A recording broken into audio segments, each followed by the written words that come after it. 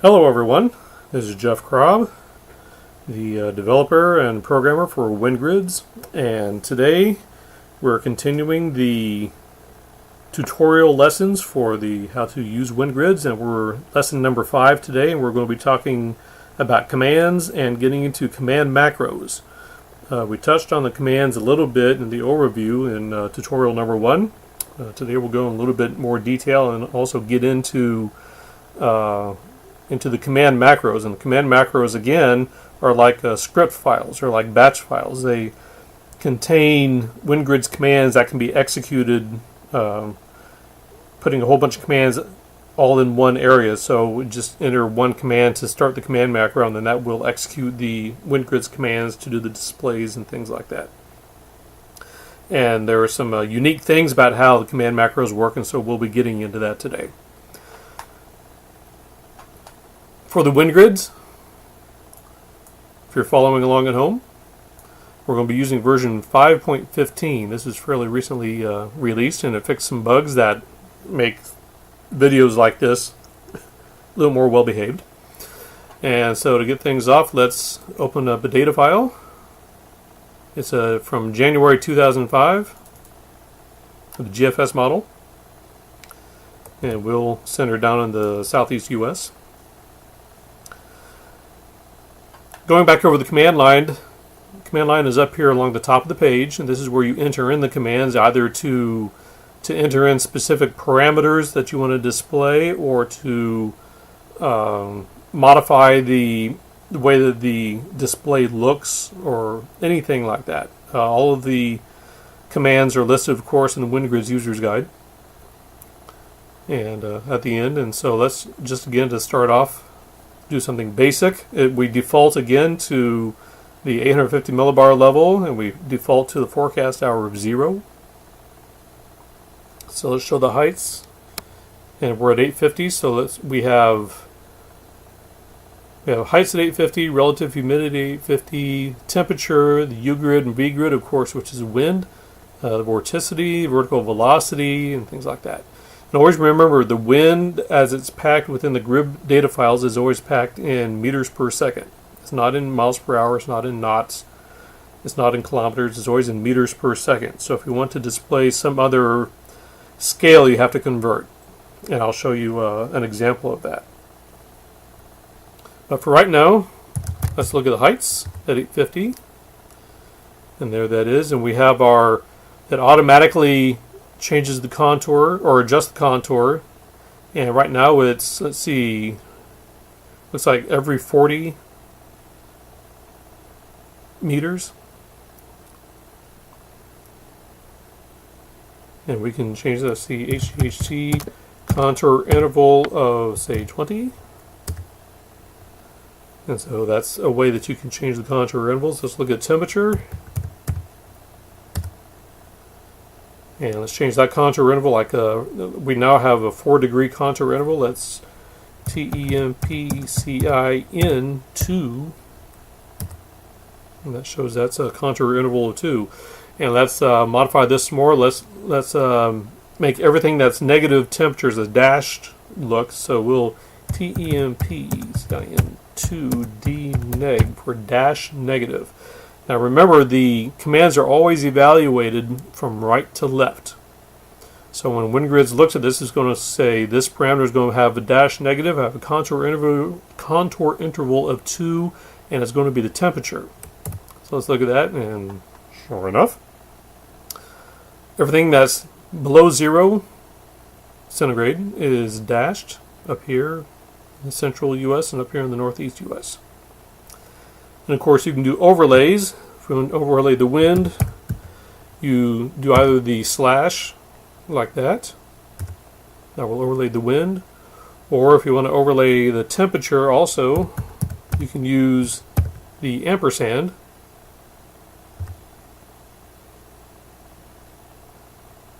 Overlay the temperature. That is the temperature. Duh.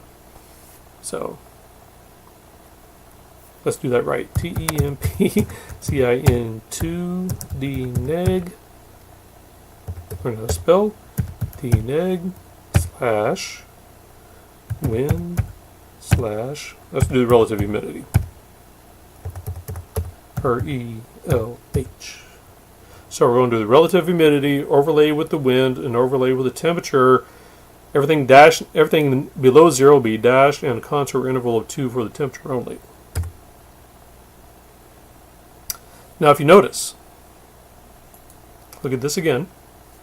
Relative humidity was plotted first, and so it automatically got assigned the color of 2, or excuse me, the color of 1, which is the purple. Wind was the second command, so it got assigned the color of number 2, which is the red. And the temperature was the third command, third parameter, and it got assigned the color of 3, which is the white. So that is the way that things like that are evaluated.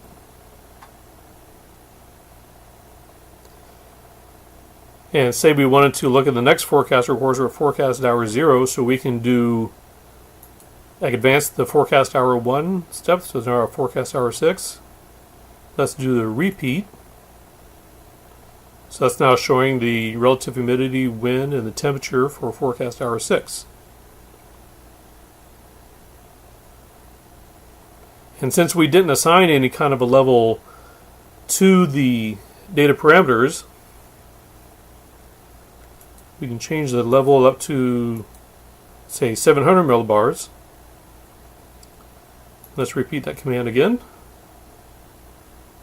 So now here's for forecast hour 6, level 700 millibars. Here's the relative humidity, the wind, and the temperature plotted there. So those are some of the ways that you can manipulate these little push buttons up here for overlaying and using the data commands. Now, let's get into command macros. Command macros, let's open a few up. I've got a few opened here. Command macros, again, are like a script, like a batch file script, if you will, similar to the batch files in Windows or scripts in Linux or things like that. It is a group of commands in a data file that can be executed. Something to remember, data commands, or excuse me, WinGridd's command macros always end in .cmd. And those files are always stored in the macros directory within WinGridd's. So if that's WinGridd's, the macros directory is here. Here are all of the command macros that are listed in here. WinGridd's gets delivered with around 1,700 command macros already predefined, already built. And the name can be up to 10 alphanumeric characters long. All of these that are 4 characters long are like holdovers that were imported from the original PC Grids program. So, but they're not limited to that length. That's just how they were. But if you create your own, it can be up to 10 alphanumeric characters long. But they always have to end in .cmd. We'll get to these things later. Here's one that I created for this called test.cmd. You have 3 commands that are going to be executed. Going to show the heights at 500 millibar, going to show the temperature at 500 millibar, and you're going to show the wind at 500 millibar.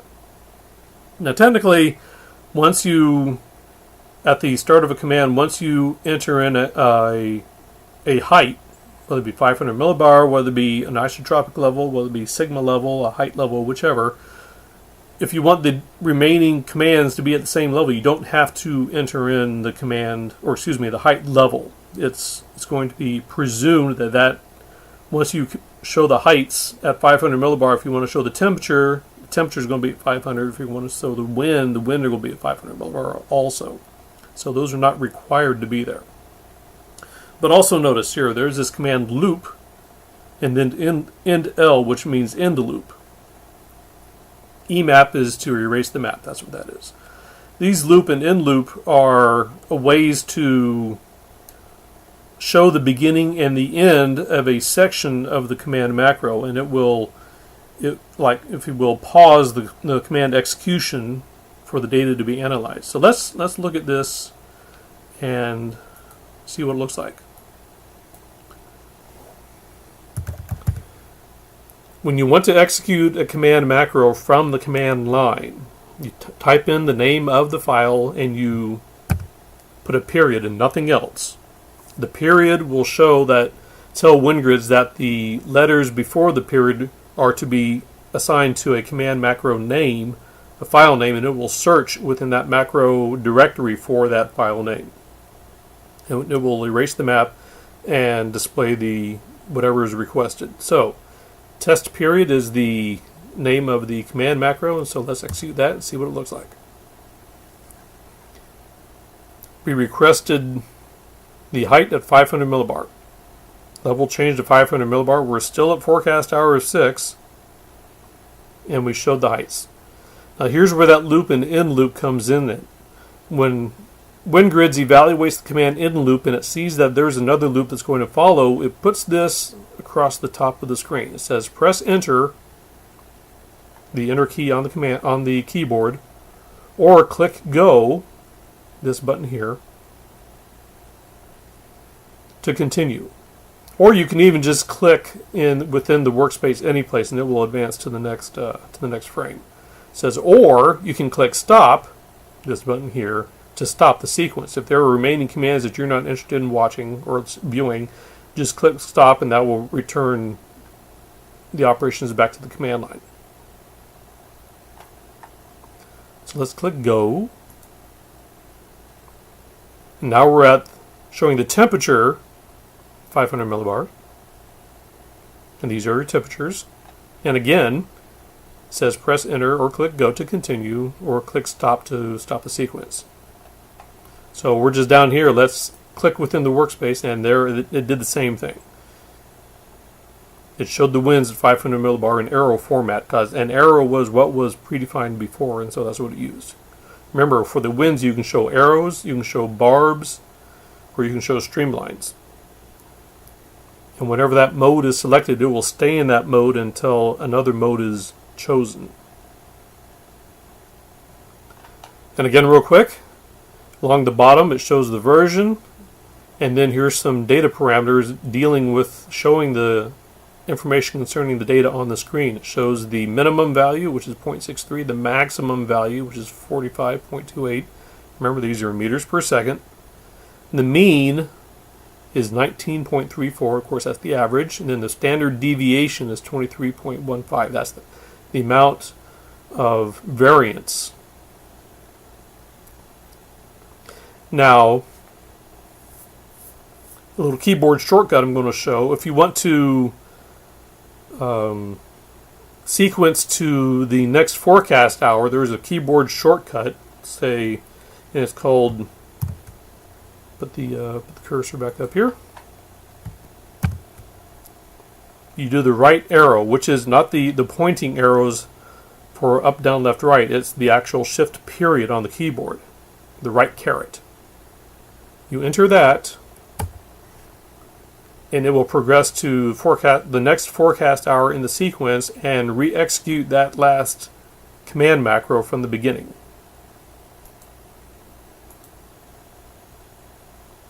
Do the right arrow again.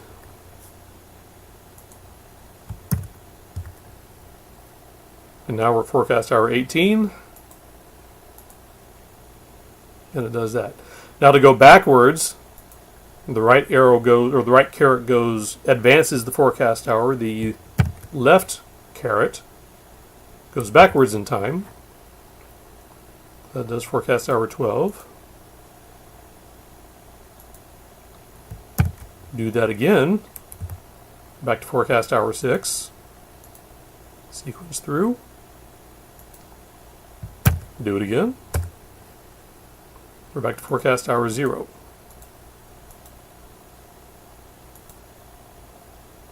And if you do the up caret, which is shift number 6, it will re-execute the command macro at the forecast hour that you're at. Something else to do, let's do something basic. Let's show heights. Okay, we're at heights at 500 millibar and nothing else. You can overlay one command macro with another. WNDB, that shows the wind barb. And if you want to overlay that, overlay the heights with this, instead of doing the period, you do colon. And that will overlay the winds from that command macro to the previous command macro.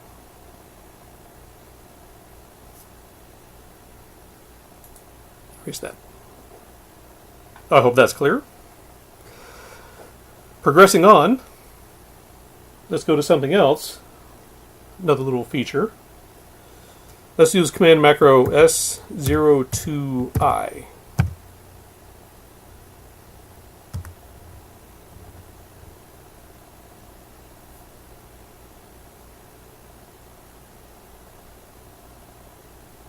Okay. Let's see what that says. S02I. We had, of course, again, our loop and our end loop. The next command was 850, so that will move the, change the operations to the 850 millibar, which we see right here. Next is display the dew point using contour interval of 2 and use color E. So contour interval of 2, color E, display the dew point, and you go color E. If you go look down along the bottom, you have your color bar along here. Color 1, 2, 3, 4, 5, 6, 7, 8, 9, 0, A, B, C, D, E. So color E is that white color there. And that's what got displayed with those solid contours. That is the dew point. The next line, if you notice there's the ampersand, so it's going to be in an overlay. Contour interval of 2, color 3, the number 10, greater than dew point. So what that's going to do, use contour interval of 2, assign color 3. The dew point greater than 10 will be assigned the color 3 with the contour interval of 2. I don't know if there's anything that satisfied that value in our display here, so that didn't get displayed. Next is overlay using color 1, BKNT. BKNT is barbed winds and knots. And I'm going to just touch on something real quick. That is referring to, if you go to look, hold on just a second, let's bring up the WINGRIDDS User's Guide. Doc.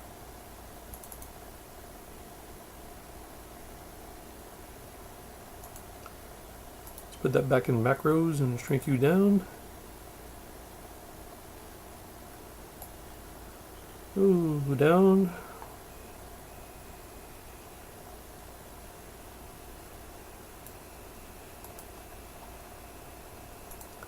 Let's do a find for BKNT. BKNT retrieves the total wind vector in knots and sets the display as wind bar. If you notice, it has an exclamation point. Some of these have exclamation points next to them, some of them don't. The exclamation point is illustrating something. I have some things kind of brought together, so I'll just switch to this. At the top of where those command summaries were in the WINGRIDDS User's Guide, there's this command function summary, and it says, there's a little thing here, it says, exclamation point, following command name indicates a system alias. System aliases, alias commands. This is, I'm going to have a whole tutorial video just on alias, because it can get very involved, but we'll just touch on it very briefly here. Alias is a way of substituting one command for a string of other commands. Well, let's look at the alias.dat. Alias.dat is in the data directory. Alias.dat, there it is. There's also down in the user alias.user. We'll cover that in the alias tutorial video of its own later on. But for right now, alias.dat is here in the data directory. And what it does, and we saw in the command macro, bknt. bknt, right there. When the user types in bknt, every command that gets analyzed within WinGrids gets evaluated against alias.dat, or against the alias.user also.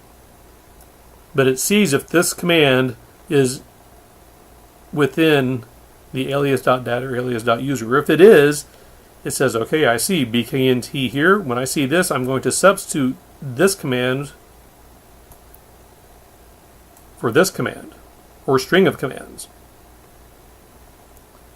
And that says the wind, we're going to do a vector multiplication times a constant, and that constant is 1944.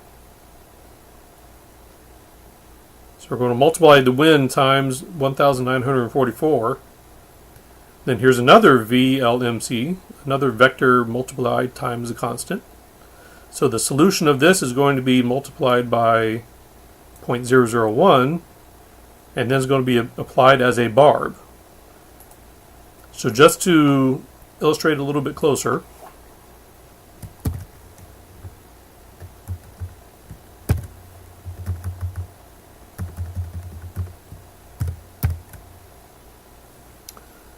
this VLMC 1944 wind, the vector multiplication of the constant 1944 times the wind, this solution will be included as a second argument to this vector multiply times a constant of 0.001, and that solution will be a wind, will be a vector, and it will be assigned a barb look. So that is how you convert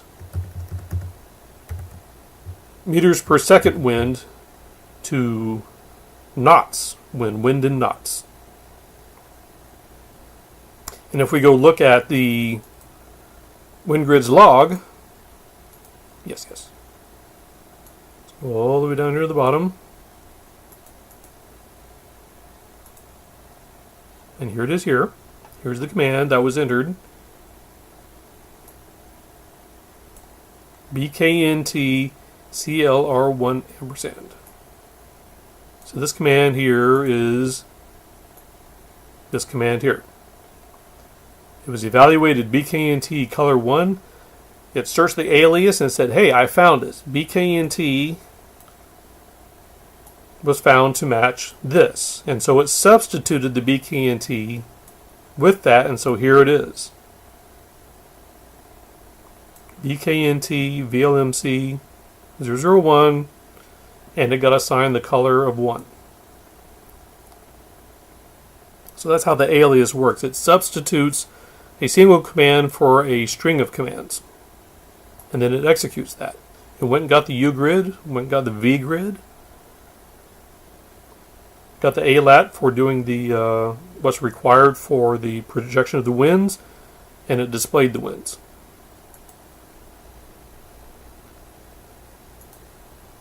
The next command in the macro was basically the same thing, except bknt, if any wind was greater than 39 knots, it got assigned the color of 2. And it was overlaid. Color 2 was red.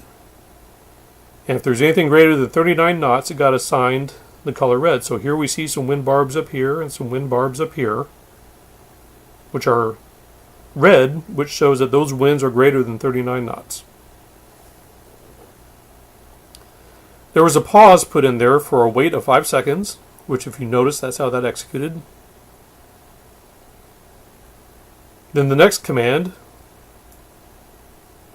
SDVR, mixing ratio, there that is again, that bknt, there's the barbed winds and knots, color 4 assigned to dash, and that was overlaid.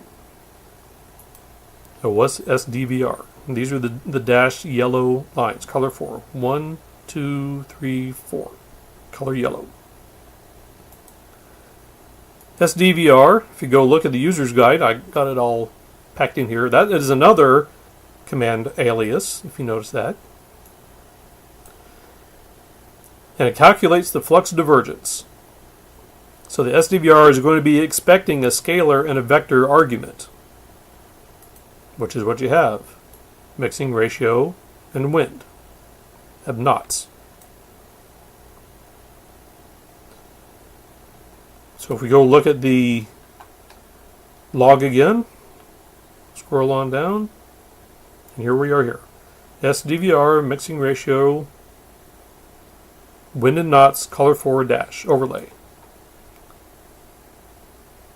And if we go look at the alias,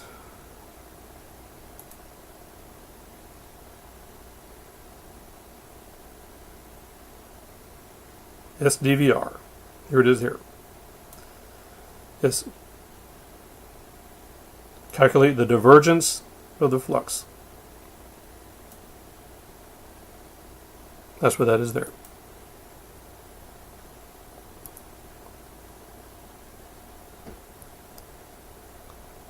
So the full command laid out is calculate the divergence of the flux of the mixing ratio in the wind.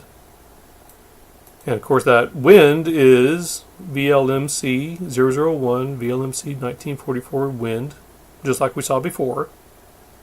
So here's an example of two commands, each individual command being searching the alias.dat and see if there's any substitutions that are required in both of them. The BKNT and the SDVR were substituted with the long, and it was all combined together and it was executed. DVRG flux mixing ratio, there it is all across there. It goes through, does all the calculations, and it plots the result. And again, if you want to look at forecast hour 6, if you want to advance to the next forecast hour, whichever is available, right arrow.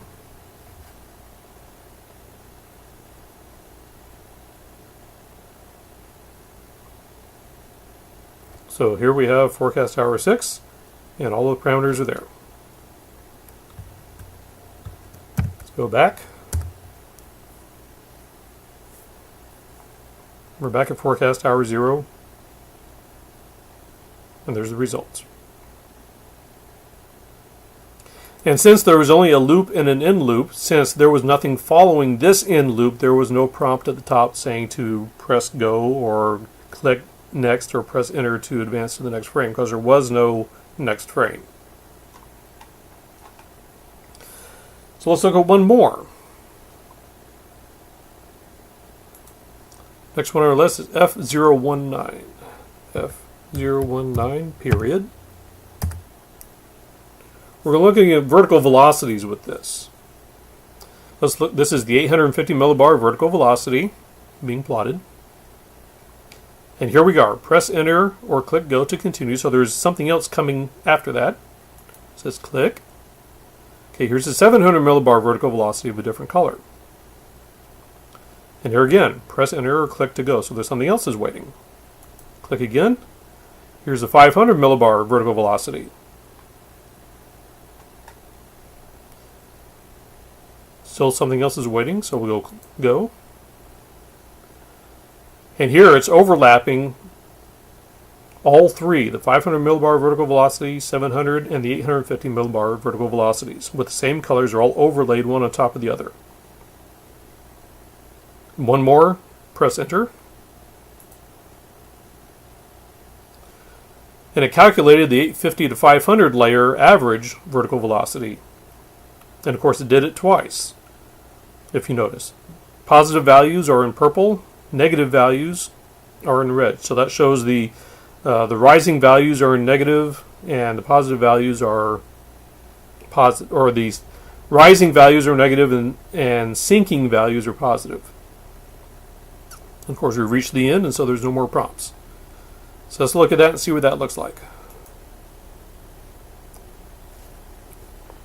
And if you notice, we were putting text on the screen, so this is going to show that. We did our loop. Vertical velocity, C2 minus 3, 850, color 3. C2 minus 3. That is a contour interval for really small numbers. So let's go back into the user's guide.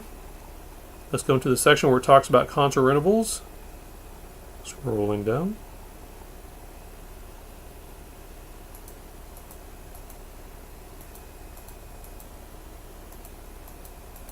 Here we go. Contour specification.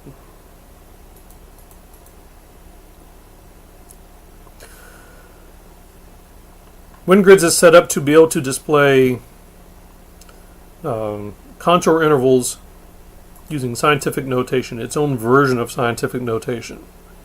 So C2 minus 3 says, set the contour interval of 2,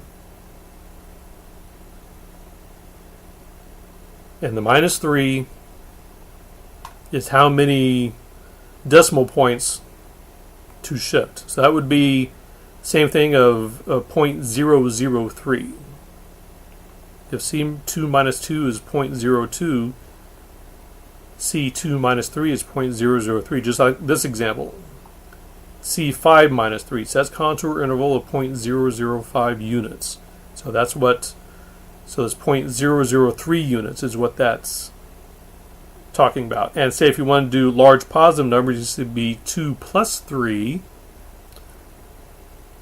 So set contour interval of 2, 0, 0, 0, so 2,000 units, not 2,000ths of units. So that is a way that you can manipulate the contour intervals for either very large numbers or very small numbers. The next is txt4. That is showing you want to place the text on line 4. And then the following will be whatever is written to the screen. The next loop again was vertical velocities of 700 millibar, color 7. The next was vertical velocity, same contour interval, different height 5, 100 millibar, color 4. Next, we wanted to overlay everything, so you had your vertical velocity of 500, color 4, overlaid with a vertical velocity of 700, color 7, overlaid with a vertical velocity 850, color 3. Then the text QRS, those are, again, the text command is limited to 4 characters, and so after 1 through 0, which is essentially 1 through 10, you start your alphabet A, B, C, D, E, F, G, and that is progressing down the screen. So that's why Q, R, and S was down towards the middle of the screen. Then the next one was, we're going to bring up something new with into the discussion, which is the CONT command. CONT is the continuation command to, in essence, whatever values were calculated on this line is to be carried over to the next line and continued on. And then here we are again, whatever is calculated on this line is carried over and continued on this line. So these 3 lines here are the same way as saying this line here. Color 1, contour interval of 1 minus 3. This is a scalar divide by a constant, value of 3.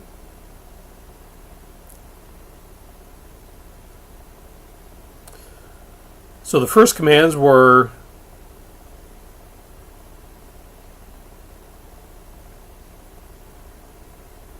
summing the vertical velocities, scalar sum, SS, that's what SS is, S sum, scalar sum, which is essentially adding together, the vertical velocity of 850 plus the vertical velocity of 700. So, we're down here, this is the same thing, saying scalar sum, the vertical velocity of 850 with the vertical velocity of 700. That solution is added, scalar sum, to the vertical velocity of 500. Then, of course, we're talking about the layer average, which is a scalar divided by a constant. So we want to add these three things together and divide by 3. That's what that is there. Use a contour interval of 1 to the minus 3, which is 0.001, and assign it a color 1.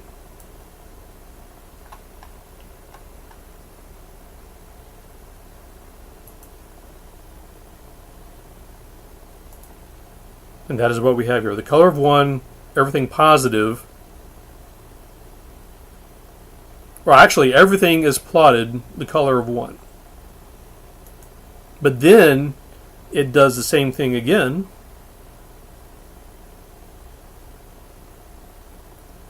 Using the continue command instead of everything on one line. But it adds this in there. Anything less than 1 to the negative 4, which is pretty much anything less than 0, assign the color of 2, an overlay. The color of 2 is red. So anything pretty much essentially less than 0 is assigned the color of 2. So that's how you can differentiate upward motion versus downward motion. Now, if you want to make there even more, we can also do the neg. Or no, just dash. Dash everything negative. So let's save that.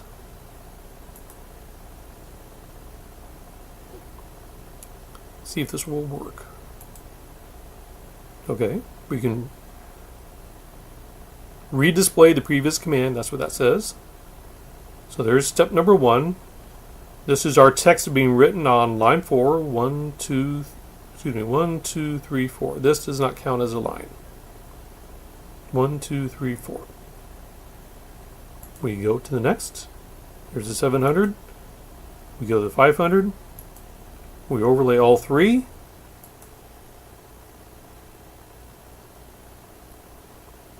And if you notice, the dash didn't really stand out too much on here because of the, but you can see a little bit of purple shining through there also.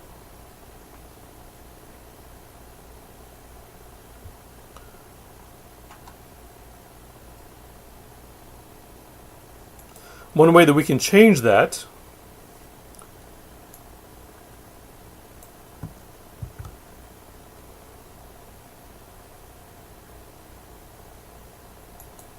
let's add the flag instead of less than, let's add greater than. That'd be GRTN. And let's save that. Let's redisplay that again. Let's see how that looks. Go to the next. Go to the next. There's all 3. Aha, okay. Everything greater than essentially 0 got plotted with color 1. Everything less than 0 got plotted in color 3, and it was dashed. And then there's your text again on line 4. So there's that. So those are some ways that you can play around with the displays on WinGrids using command macros. Again, there's like 1,700 command macros in here, all different varieties of, from very simple to very complex. And so you're always encouraged to go through and review what they do. If you see a display that you like, go in and look at the command macro within a text editor. Everything's all text-based, and see how it looks and see how they do what they do, and use those as references that you can build your own command macros to display the information that you want to see.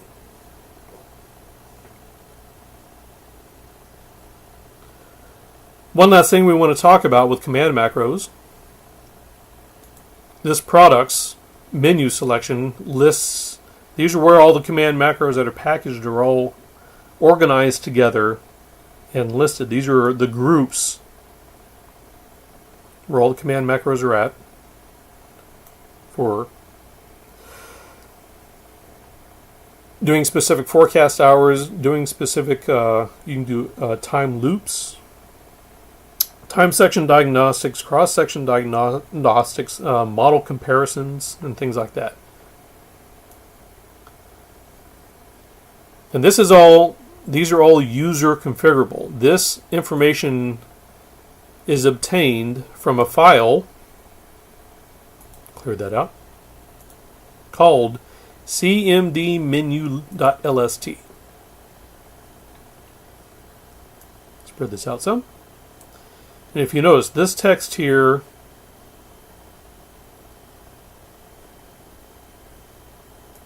is the text here. When you go to press this products button, it reads this file, this cmdmenu.lst, and it reads the information out of there, and it builds that menu from this file. It's all text-based. If you want to create your own macros and you want to do your own things, you can edit this, you can add to it, you can do whatever you want. This is all assigned in here. In fact, let's add something. Let's call, oops, this is a test, ... Let's save this, and don't make a fool of me. Let's go to the products.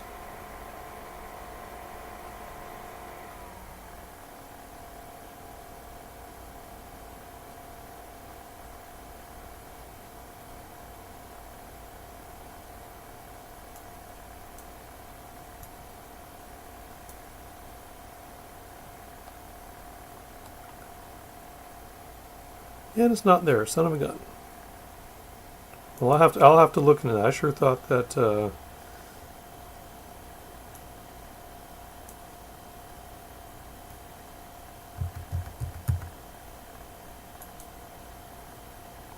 that's something to look into. Make a fool out of me every time. But one thing I do know, though, let's say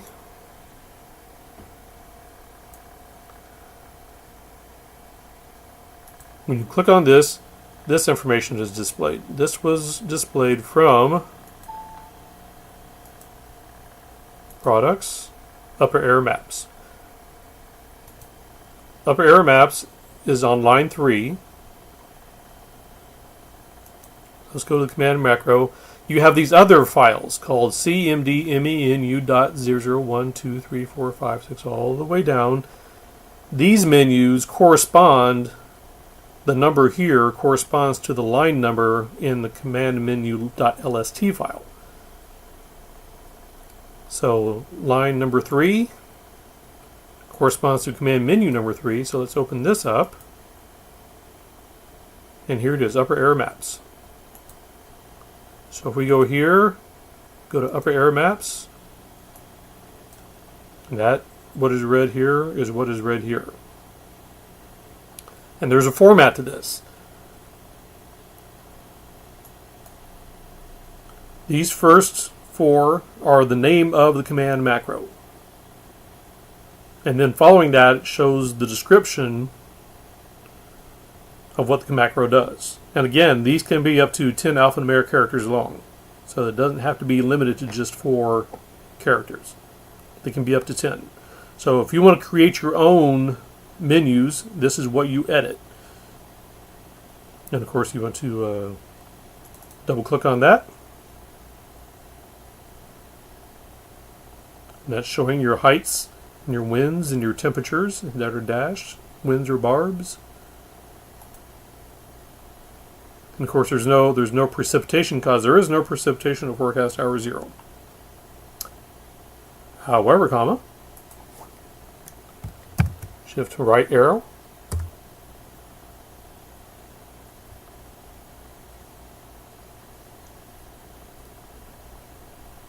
and there's a precipitation at forecast hour 6, forecast hour 12. Forecast hour 0 never has any precipitation.